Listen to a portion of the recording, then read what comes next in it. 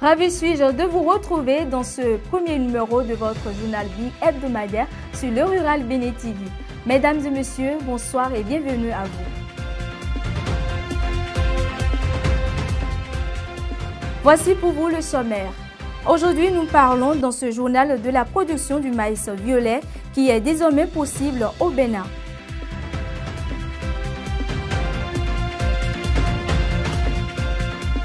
La TDA 5 a tenu sa première revue conjointe ATDA DDA EP à Boïcon. Ce cadre a permis de faire le bilan à mi-parcours de la mise en œuvre des actions du plan de travail annuel harmonisé 2025. Les détails dans ce journal.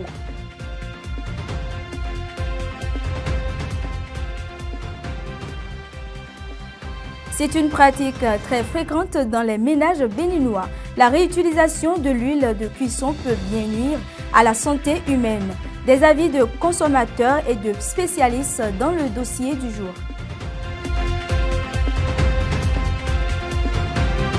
C'est tout pour le sommaire. Les détails suivront après ceci.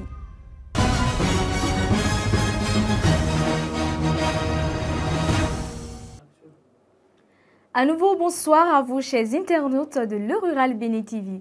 Avant de continuer, parlons d'abord des prévisions météorologiques de demain dans la ville de Kovey et de Ndali. Le brouillard fera son apparition demain matin à Kovey. La température sera de 21 degrés Celsius et la force du vent oscillera aux alentours des 9 km/h en direction sud-ouest. L'humidité relative de l'air sera de 96%, mais il pleuvra énormément dans l'après-midi.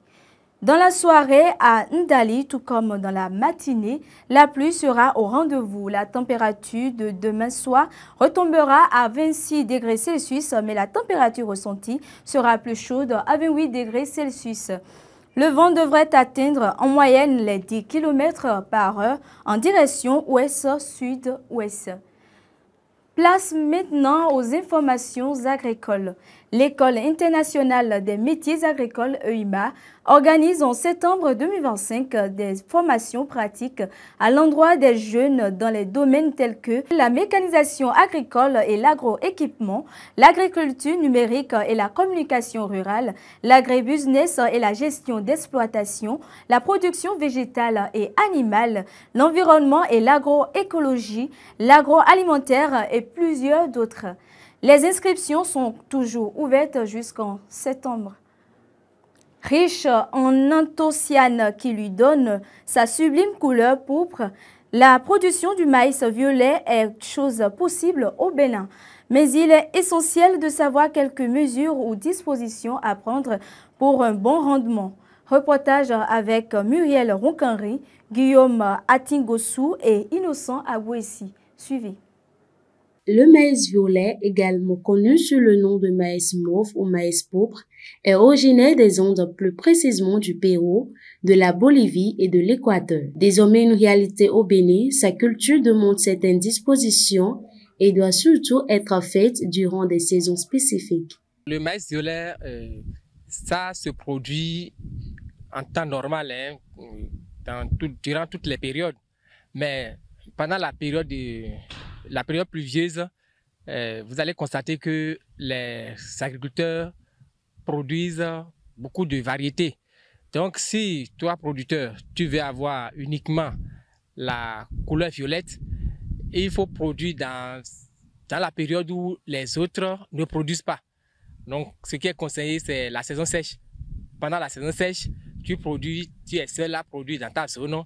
Et là, maintenant, tu sauras que tu n'auras que la couleur violette. Tout ce que ton maïs devrait contenir comme substance utile, tu seras dedans. Mais quand on produit ça dans la période où les autres produisent et que la distance qui vous sépare n'est pas longue, il y aura la pollinisation, donc les insectes, les oiseaux vont favoriser la pollinisation et la fécondation fera qu'il y aura un mélange. Sa couleur violette, distinctive, est due à la présence d'anthocyanes. Il est reconnu pour ses propriétés antioxydantes et ses bienfaits potentiels pour la santé. Le maïs violet renferme une substance qu'on appelle les anthocyanes. C'est ça qui leur donne en réalité la couleur. C'est leur pigment, ça.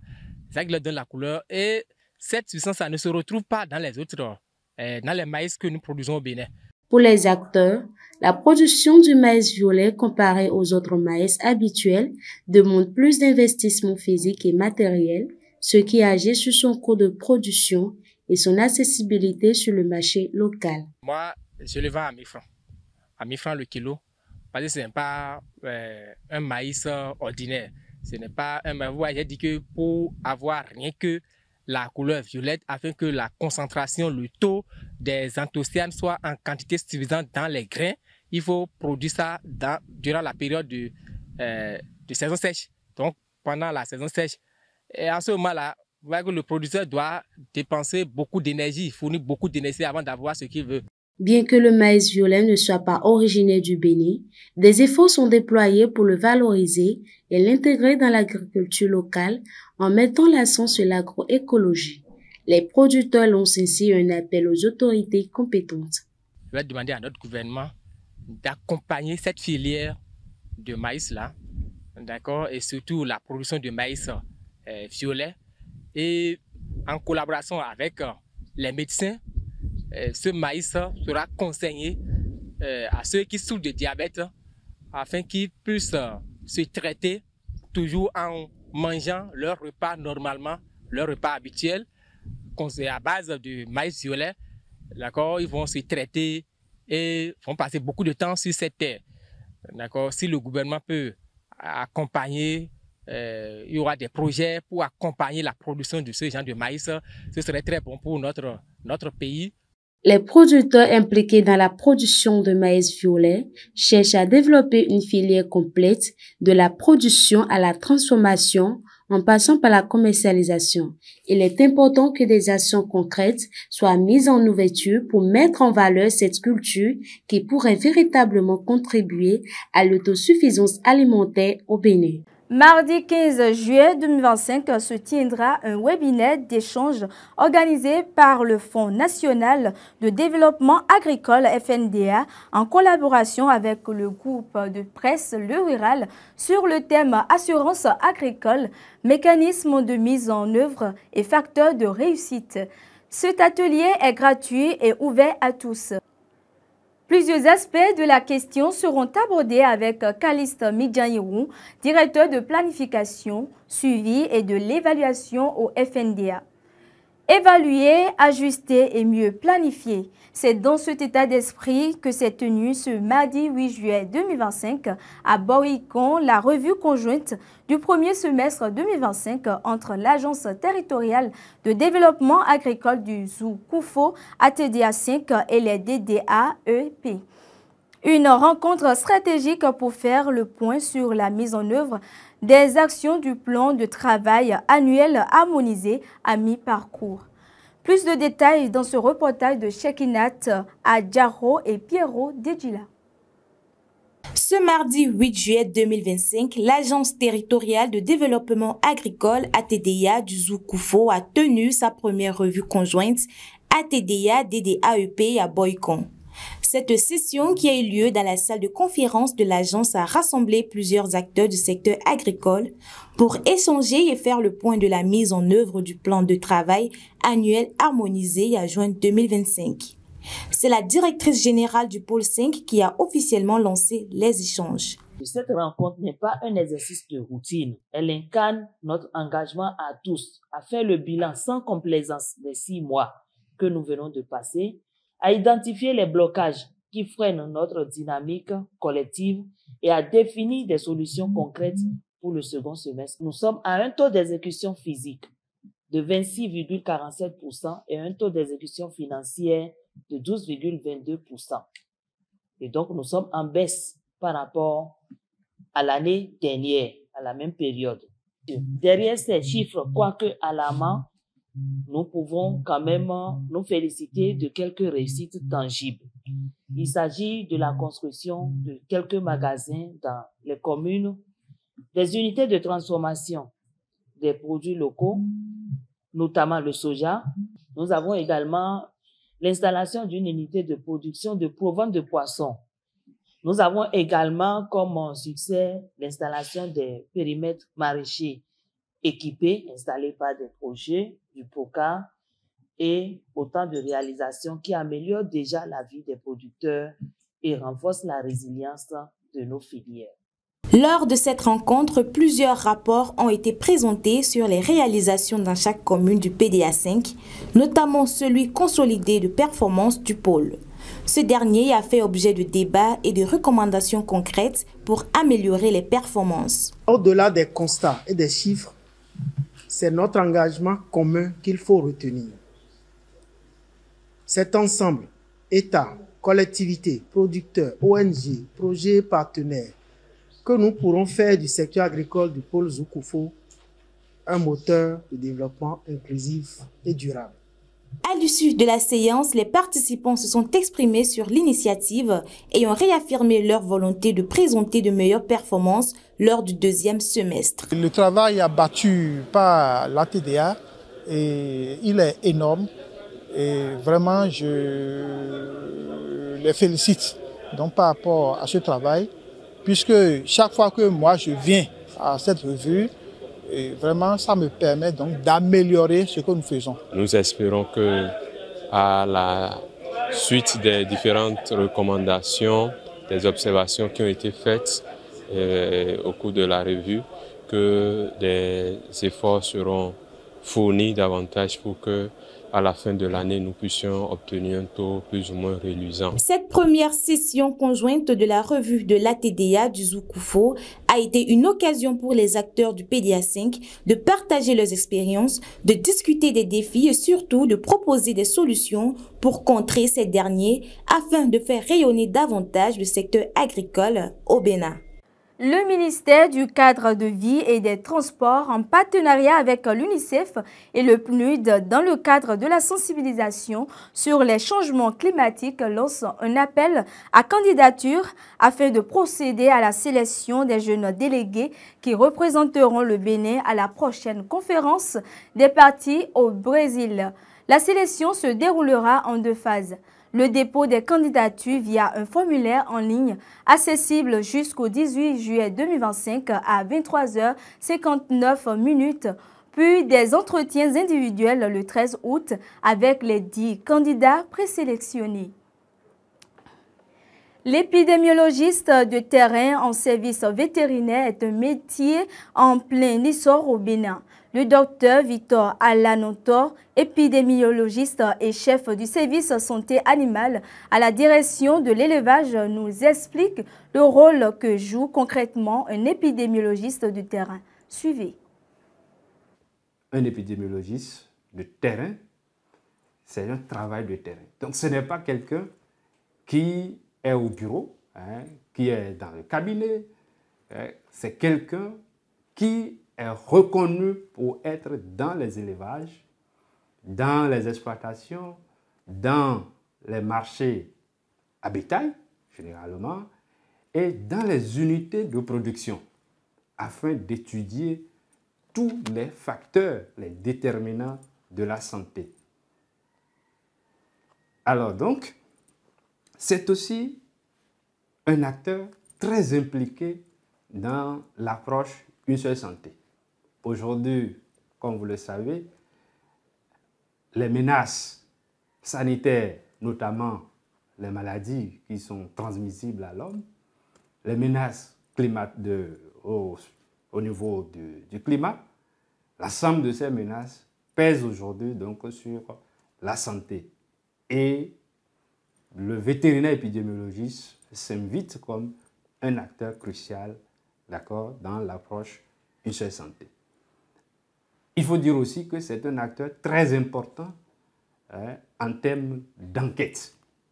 Je parlais tantôt de l'investigation parce que c'est un enquêteur qui est habilité à collecter des données zoosanitaires, des données sanitaires tout court, si je peux m'exprimer ainsi, les analyser, tirer donc des conclusions, faire des hypothèses, tirer des conclusions et mettre à la disposition des décideurs des recommandations pour orienter donc les décisions. Dans de nombreux foyers au Bénin, réutiliser l'huile de cuisson est une habitude bien ancrée pour des raisons économiques, mais aussi pratiques. Pourtant, cette habitude courante pourrait bien cacher un danger silencieux. À Calavi, spécialistes et consommateurs s'expriment sur les risques liés à la réutilisation de l'huile végétale. Dans ce reportage signé Shekinat Adjaro et Guillaume Atingoussou. L'huile végétale est l'un des piliers de la cuisine. Elle entre dans la préparation de presque tous nos plats, qu'elle serve à faire frire, mijoter ou simplement à donner de la brillance et du goût. De nombreuses familles et vendeuses de la rue ont l'habitude de réutiliser la même huile plusieurs fois. Par souci d'économie, mais aussi parce que cela semble sans danger à première vue. Quand tu utilises l'huile une seule fois, tu vois, bon, c'est utilisable, c'est pas noir. Tu peux utiliser ça 2 fois. Au minimum, c'est 2 fois, il faut utiliser l'huile. Mais dans les normes, c'est une seule fois. Parce que ça cause parfois les infections, les maladies, surtout même le cancer aussi. L'huile végétale, lorsqu'elle est chauffée à plusieurs reprises, l'huile peut se transformer, changer de couleur, d'odeur et surtout produire des composés chimiques dangereux pour l'organisme. D'habitude, chez moi, ça s'utilise une seule fois. Parce que le fait de l'utiliser plusieurs fois, ça nous expose au danger aujourd'hui des maladies cardiovasculaires. Parce que nous savons bien que ces huiles végétales, plus vous les utilisez, plus vous créez des acides gras insaturés.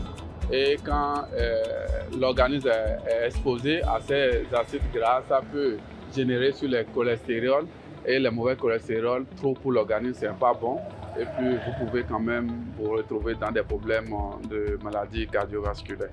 Moi, personnellement, après la première utilisation, je n'utilise plus. Si on doit utiliser ça à plusieurs reprises, je pense que c'est cancérigène, hein, selon moi. Donc, quand j'utilise une fois, je n'utilise plus après. Je prends le soin de mettre juste un peu, j'utilise et puis ça va quoi. Même si ça reste une petite quantité, ça va, je n'utilise plus. Nous avons les aldéhydes comme l'acroléine et le 4-hydroxynonénal. Ce sont des composés toxiques qui se forment dans l'huile végétale utilisée à haute température. Nous avons l'acroléine. L'acroléine, c'est un composé toxique qui peut causer des dommages cellulaires et contribuer à l'apparition des maladies chroniques qui viennent avec le temps et qui sont difficiles à gérer à l'hôpital. Il vaut mieux utiliser cette huile-là 2 à 3 fois pour limiter les dégâts. L'huile végétale, bien qu'indispensable dans la préparation de nombreux plats, peut devenir une source de problèmes. L'huile végétale utilisée à plusieurs reprises peut former des composés toxiques comme les aldéhydes, les acroléines, qui sont cancérigènes et peuvent causer des problèmes de santé. Nous avons l'oxydation et la peroxydation de l'huile.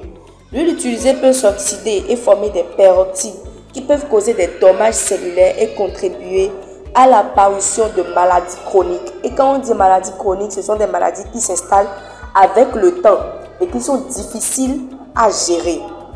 Nous avons des problèmes digestifs. La consommation d'huile végétale plusieurs fois peut causer des problèmes digestifs tels que les nausées, les vomissements et les diarrhées.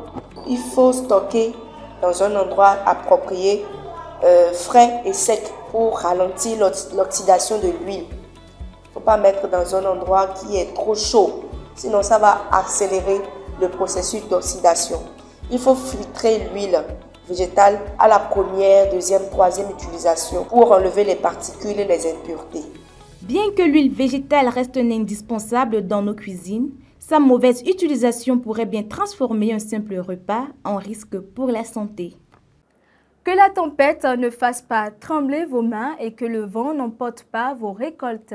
Mesdames et messieurs, ce sera tout pour aujourd'hui. Merci de nous avoir suivis et à vendredi prochain pour une nouvelle édition. Ciao!